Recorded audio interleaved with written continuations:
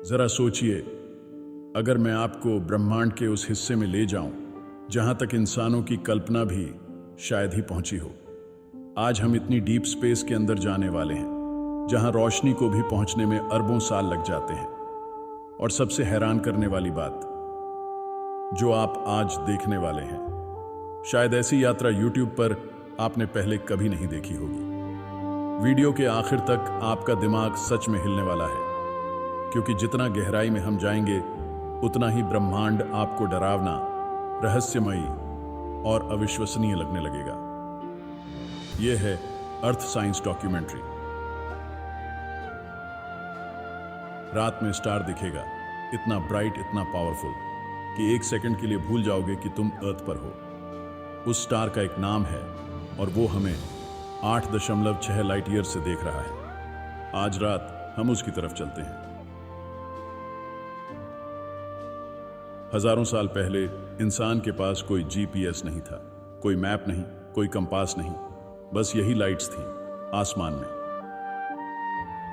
Egyptian astronomers ने एक specific star को इतना केयरफुली ट्रैक किया कि उन्होंने अपना पूरा कैलेंडर उसी के आधार पर बनाया। अरब सेलर्स ने सिर्फ 2 स्टार्स की मदद से पूरे ओशंस पार किए। सवाल यह है, इन्हीं स्पेसिफिक स्टार्स को क्यों कुछ स्टार्स बाकी सबसे ज्यादा क्यों चमकते हैं? जवाब तुम्हारी सोच से कहीं ज्यादा हैरान करने वाला है। Facts 1, the serious. इसका नाम एंशिएंट ग्रीक शब्द से आया है जिसका मतलब है जलता हुआ, स्कॉर्चिंग। सिरियस पूरे रात के आसमान का सबसे चमकीला स्टार है। किसी एक सीजन में नहीं, किसी एक डायरेक्शन में नहीं, हर वक्त, हर जगह सबसे ब्राइट। यह हमसे सिर्फ 8.6 लाइट ईयर्स दूर है। सुनने में सिंपल लगता है, असल में यह 81 ट्रिलियन किलोमीटर है। इंसान की सबसे फास्ट रॉकेट को वहां पहुंचने में 37,000 साल लगेंगे, और फिर भी ऊपर सिर्फ एक छोटा सा डॉट दिखता है। डिस्टेंस हर चीज को हम्बल बना देती है। सिरियस एक्चुअली 2 स्टार्स का सिस्टम है। Sirius A, blazing main star, Sirius B, एक फेंट व्हाइट ड्वार्फ कंपेनियन। दोनों एक दूसरे के चारों तरफ ऑर्बिट करते हैं। इजिप्शियंस को पता था, जब सिरियस सनराइज से पहले होराइजन पर दिखे, नाइल रिवर में बाढ़ आने वाली है। उनकी खेती, उनका खाना, उनकी पूरी सिविलाइजेशन का सर्वाइवल, सब एक स्टार पर डिपेंड था। एक स्टार, एक पूरी सिविलाइजेशन की जिंदगी।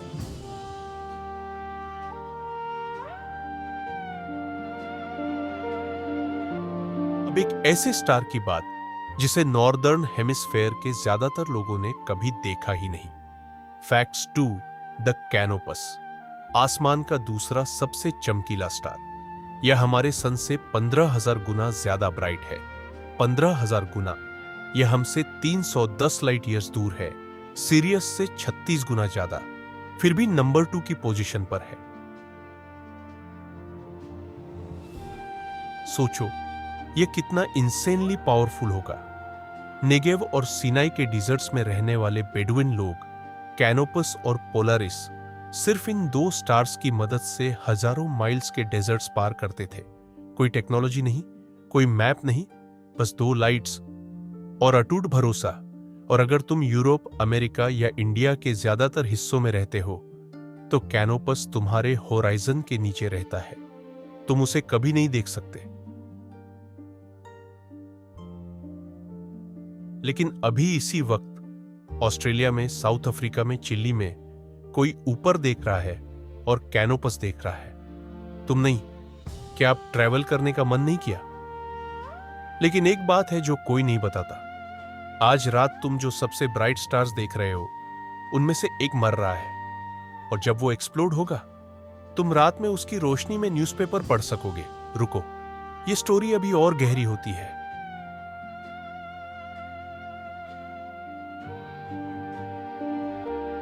Facts 3, the Arcturus. Big dipper के हैंडल को कर्व करते हुए फॉलो करो। पहला ब्राइट स्टार जो मिलेगा वो है आर्कटुरस, आसमान का चौथा सबसे चमकीला स्टार। मार्च से मई के बीच यह स्काई पर राज करता है। इसकी ऑरेंज रेड ग्लो इसे इंस्टेंटली पहचानने लायक बनाती है। लेकिन आर्कटुरस को ट्रूली हॉन्टिंग बनाती है उसकी ओरिजिन। हमारी मिल्की वे के ज्यादातर स्टार्स एक पैटर्न में ऑन ऑर्बिट करते हैं, आर्कटुरस नहीं करता। ये बिल्कुल अलग एंगल से, अलग स्पीड से ट्रैवल कर रहा है। एस्ट्रोनॉमर्स का मानना है ये एक ऐसी छोटी गैलेक्सी से आया है जिसे हमारी मिल्की वे ने अरबों साल पहले एब्जॉर्ब कर लिया था। वो गैलेक्सी अब एग्जिस्ट नहीं करती, लेकिन उसका ये स्टार आज भी हमारे आसमान में चमक रहा है। ये यहां का नहीं है, ये एक ट्रैवलर है, एक ऐसी गैलेक्सी का रिफ्यूजी जो अब नहीं रही। और 1933 में शिकागो वर्ल्ड्स फेयर में लाइट्स जलाने के लिए साइंटिस्ट ने आर्कटुरस की रोशनी यूज की, क्योंकि उन्होंने कैलकुलेट किया था आर्कटुरस से वो रोशनी 1893 में निकली थी, ठीक उस साल जब शिकागो का पिछला वर्ल्ड्स फेयर हुआ था। एक डाइंग स्टार की रोशनी 1893 में निकली, 1933 में एक पूरे शहर को रोशन किया। पोएट्री इससे ज्यादा रियल नहीं होती।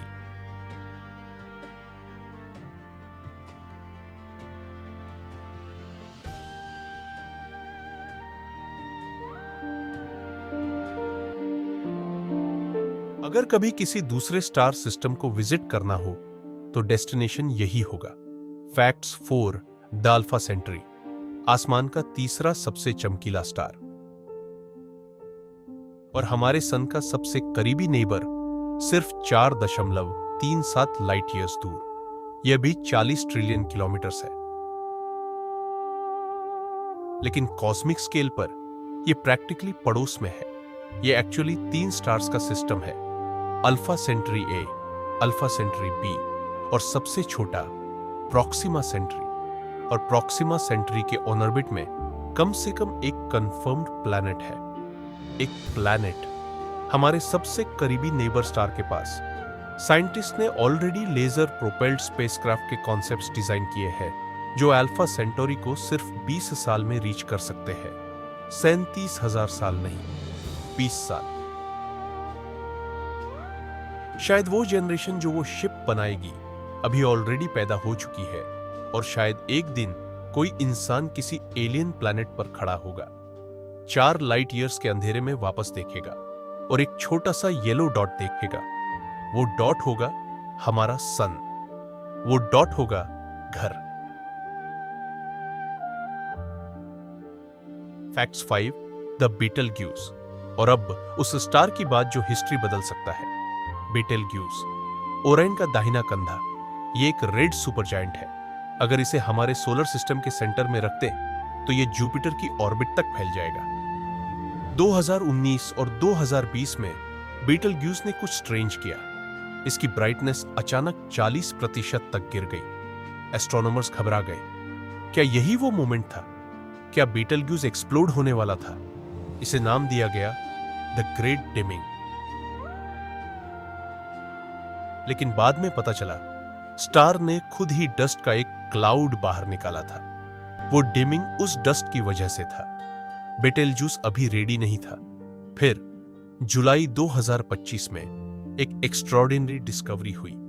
एस्ट्रोनॉमर्स ने कंफर्म किया बेटेलजूस अकेला नहीं है, उसके ऑर्बिट में एक कंपेनियन स्टार है। उसे नाम दिया गया सिवारहा, अरबिक में मतलब उसका कंगन। यह कंपेनियन स्टार बीटलग्यूज के चारों तरफ के गैस को चर्न करता है और शायद यही उसकी मिस्टीरियस डिमिंग का असली कारण था। दशकों तक साइंटिस्ट सोचते रहे बीटलग्यूज अकेले अपनी डेथ की तरफ बढ़ रहा है। वो अकेला नहीं था, और जब यह फाइनली एक्सप्लोड होगा यह 10 बिलियन गुना सन से ज्यादा ब्राइट होगा। रात में शैडोज पड़ेंगे, दिन में भी दिखेगा हफ्तों तक, फुल मून जितना ब्राइट। और सबसे इनक्रेडिबल बात, न्यूट्रिनो डिटेक्टर्स हमें आवर्स पहले, शायद डेज पहले वार्निंग दे देंगे, इससे पहले कि हम उसे आंखों से देखें। हम जानेंगे वो मोमेंट आ रहा है। हम एक स्टार को रियल टाइम में मरते हुए देखेंगे। बीटलग्यूज अगले 1 लाख सालों में कभी भी एक्सप्लोड हो सकता है। आज रात भी, 50,000 साल बाद भी, लेकिन वो रेड, पल्सिंग, एंशिएंट, थका हुआ स्टार बोरोड टाइम पर जी रहा है और हमारे पास फ्रंट रो सीट्स है।